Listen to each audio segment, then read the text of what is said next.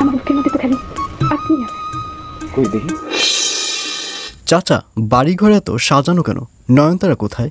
Alright guys, এই ভিডিওর লাস্টেই জানিয়ে দেওয়া হবে আসল নয়নতারা কোথায়। আসসালামু আলাইকুম প্রিয় দর্শক, সবার কি অবস্থা? হাজির হয়ে গেলাম চ্যানেল ITV নিবেদিত আপন মানুষ নাটকের 35তম পর্বে কী সব ঘটতে চলছে তার অগ্রিম খবর নিয়ে। অলরাইট গাইস, এই পর্বটি আসলে কেউ মিস করবেন না, কারণ এই পর্বে আপনারা দেখতে পারবেন অবশেষে কাজলকে দেখা যাবে সে আলতাফকে এয়ারপোর্টে এগিয়ে দিয়ে আসবে, এবং আলতাফকে দেখা যাবে আলতাফের মন মানসিকতা খুব খারাপ থাকবে। এবং কাজল যখন এগিয়ে দিয়ে আসবে তখন আলতাফ বলবে, শোন, বাড়ির দিকে একটু খেয়াল রাখিস, আর আমার বোনটা কিন্তু অনেক ছোট, ও যদি কোনো ভুলভাল কাজ করে ওকে তুই সঠিক পথে এগিয়ে দিবি। এইসব বলে আলতাফকে দেখা যাবে সেবার এয়ারপোর্ট করে দেশের বাইরে চলে যাবে। আর অন্যদিকে গত পর্বে আপনারা যে নয়নতারাকে দেখতে পেরেছেন সেই নয়নতারাকে এখন আর দেখতে পারবেন না, কারণ নয়নতারার চরিত্রে এখন থেকে অভিনয় করবে নেহামণি। আর অন্যদিকে কাজলকে দেখা যাবে সে আলতাফ সাহেবকে এয়ারপোর্টে এগিয়ে দিয়ে সে যখন বাড়িতে আসবে তখন আলতাফের ওয়াইফের মন মানসিকতা অনেক খারাপ থাকবে, সে মন খারাপ করে বসে থাকবে।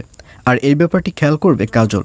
তখন কাজল বলবে, শোনেন, ভাই তো আপনাদের ভালোর জন্যই দেশের বাইরে গেছে, সে যদি দেশে থাকতো এবং আপনাদের যদি আয় ইনকাম করে কোনো কিছু না খাওয়াতে পারতো সেটি কি ভালো হতো?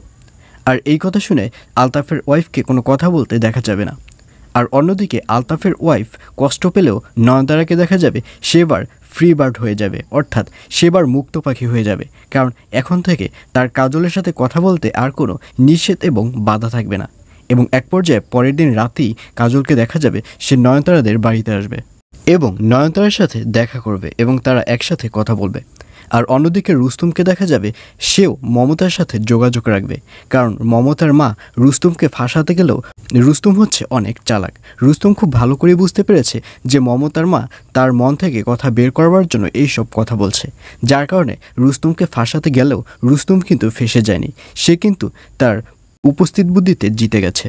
আর এছাড়াও থাকবে আরও আশ্চর্য সকল ঘটনা। সুতরাং সবাইকে আপন মানুষ নাটকের 31তম পর্ব দেখার আমন্ত্রণ রইল।